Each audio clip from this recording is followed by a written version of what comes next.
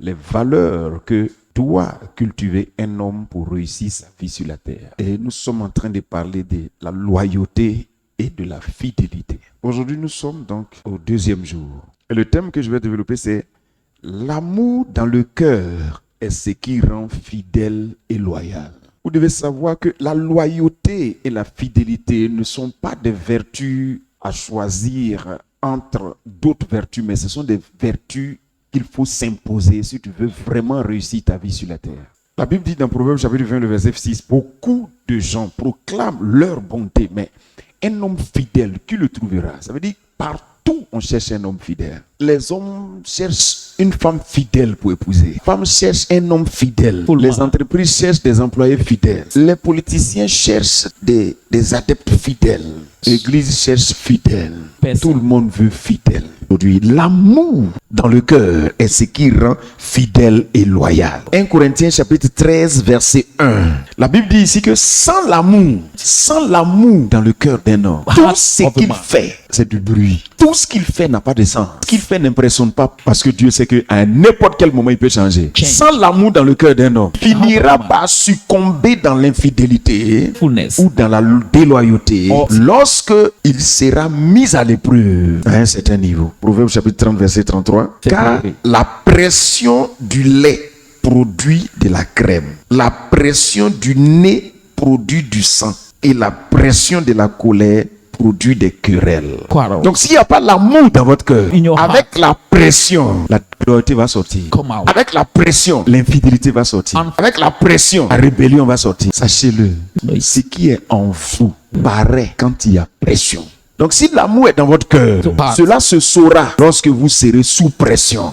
Et la pression, c'est les épreuves. Il y a des grandes joies où tu n'as pas le temps de réfléchir. Il y a des grandes joies qui annulent ton raisonnement. Ce qui est en toi là, c'est ce qui sort. Il y a des grandes douleurs, ça stoppe ton raisonnement. Ce qui est en toi, c'est ce qui va se manifester. L'amour n'est pas dans toi. Tu n'auras pas le temps d'analyser si ce que tu fais est bon ou mauvais. Ça va sortir. Dans les grandes épreuves, qui est dans toi, c'est ce qu'on saura.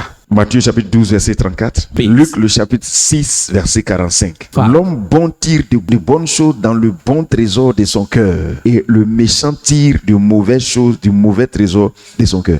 C'est de l'abondance du cœur que la bouche parle. La loyauté normalement est un fruit de l'amour. Ceux qui sont fidèles, ce sont ceux qui aiment. Ceux qui restent fidèles quand il y a crise, ce sont ceux qui aiment.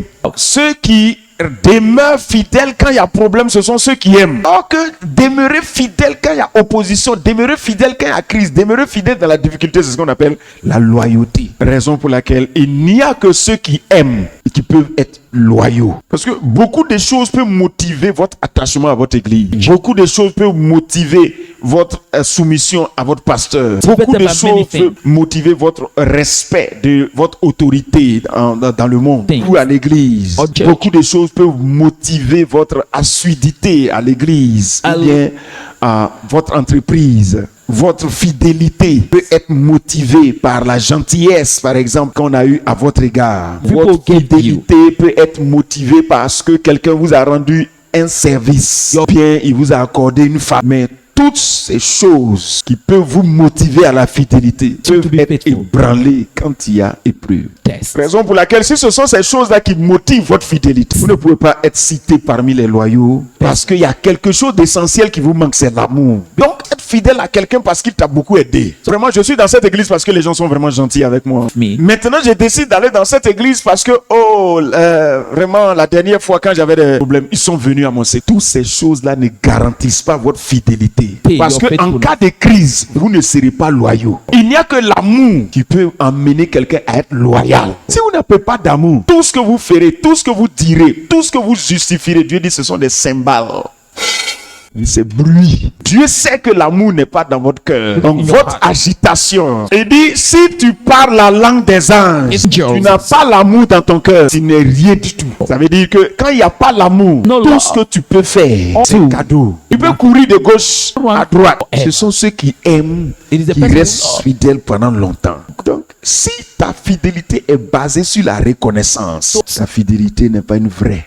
Si c'est la reconnaissance, c'est le fondement de ta fidélité. Ça veut dire simplement que tu n'es pas loin de la corruption. Quoi? Parce que pourvu que quelqu'un qui t'ait rendu service s'engage dans une rébellion contre ton institution, contre ton église, contre ton pasteur, contre ton Dieu, qu'est-ce que tu vas faire? Tu vas suivre celui qui t'a rendu service. Tu deviens rebelle à l'Éternel.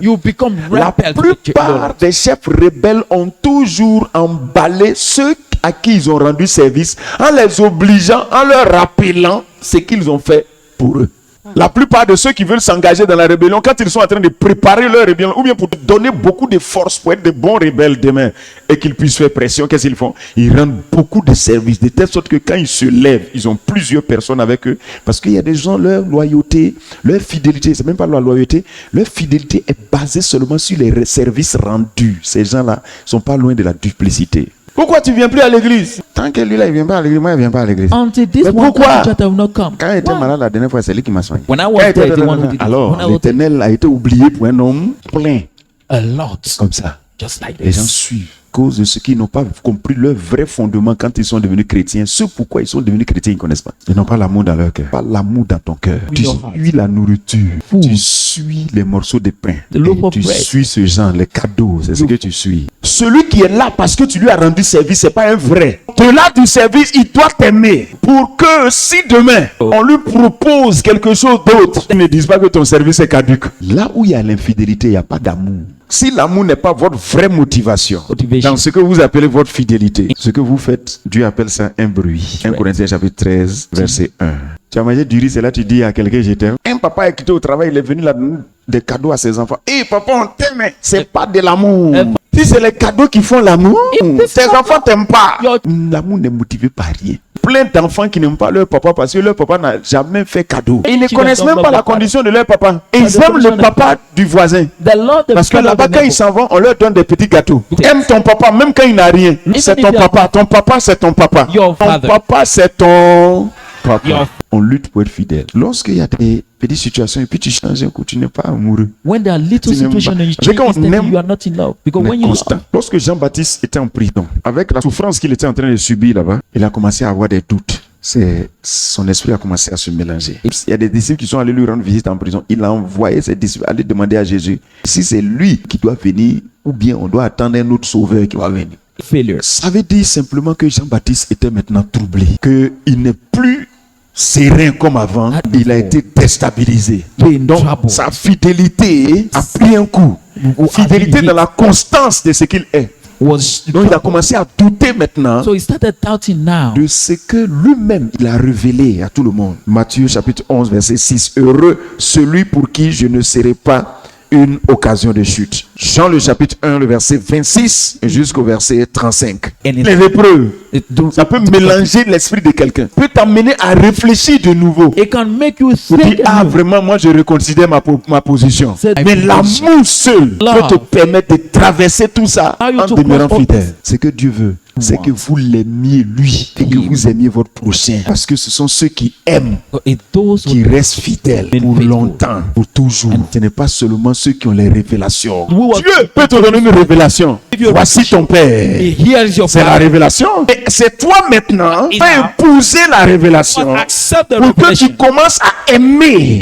De telle sorte que quand il y a épreuve, c'est l'amour maintenant qui va te permettre de tenir. Sinon les pensées changent. Les épreuves font changer les pensées. Dans les épreuves, tes idées peuvent changer. Voilà Jean-Baptiste. Si Jésus, c'est toi ou bien on doit attendre un autre à cause de la pression de la prison. La révélation n'est pas solide sans l'amour. C'est pas un fondement. Alors, qu'est-ce que tu dois faire? Aime. Pendant que tu sais là maintenant, donne ton cœur. Si tu sais, donne ton cœur à la révélation. C'est ainsi que tu pourras tenir. Si tu n'as pas mis l'amour, la révélation va disparaître. Les connaissances vont disparaître. Il y a une chose qui demeure éternelle. La Bible dit que c'est l'amour. Vous voulez un fondement solide pour ne jamais être déloyal. Sachez que c'est l'amour. Lorsque vous aimez, vous n'allez jamais trahir. Quand vous lisez 1 Corinthiens chapitre 13 à partir du verset 1 jusqu'au verset 10, on a vu Jonas. Jonas prophétise, c'est clair. Mais il n'y a pas l'amour dans son cœur. Dieu dit, lui là, voilà. Quand tu lis le livre de Jonas, tu as l'impression que c'est un livre qu'on ne sait pas. C'est-à-dire que c'est une brusquement. Il n'y a pas conclusion, rien. Quand tu n'as pas d'amour, si tu veux, il faut prophétiser. Comment? Dieu a fini de parler.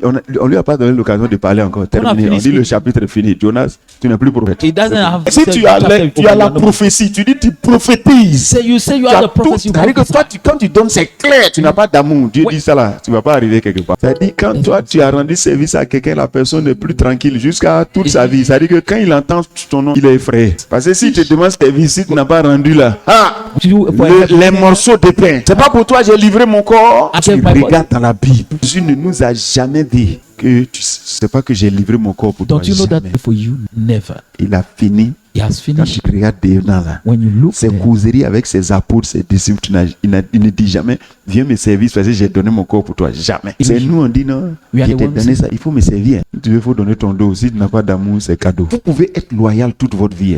L'amour. Et vous ne devez pas en avoir honte. Parce que chaque fils de Dieu a un degré d'amour déjà dans son cœur. Sans l'amour dans votre cœur, vous finirez par trahir.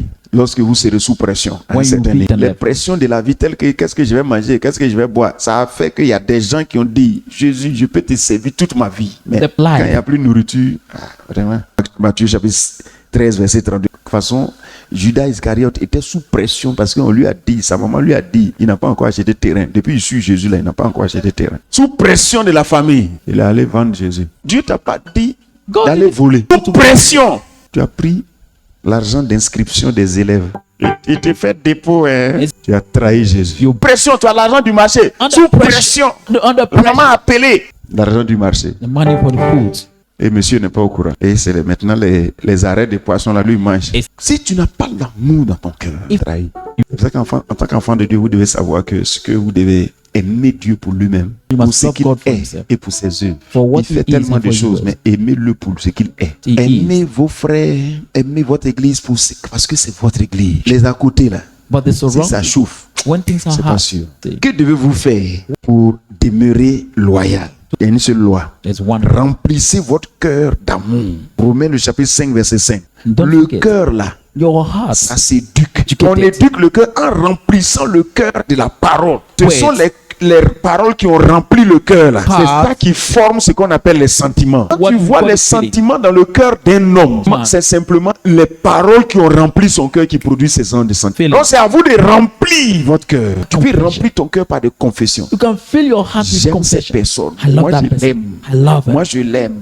J'aime cette personne. Je ne peux jamais trahir cette personne. Moi j'aime cette personne. Tu es en train de remplir toi-même ton cœur de la chose.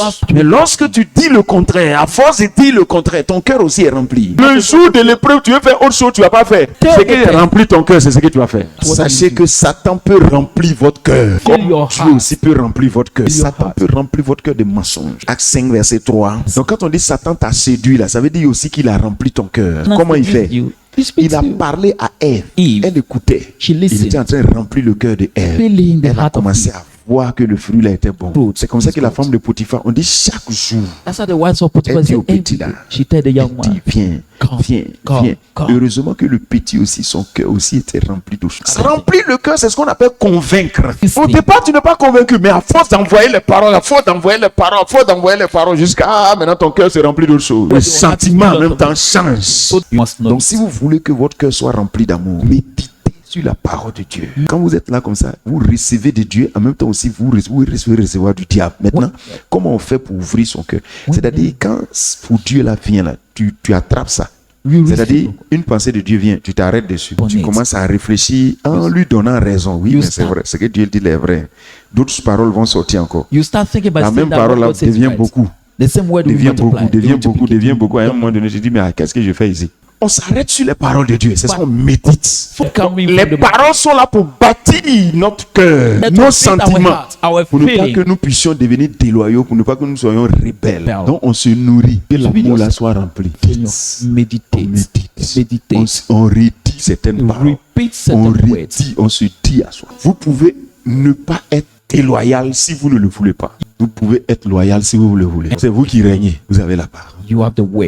Ça se préserve. Vous aimez, vous pouvez être loyal pour préserver l'amour, le feu de la parole. Pour ne pas que demain on vous cite parmi les traîtres. Vous êtes bénis.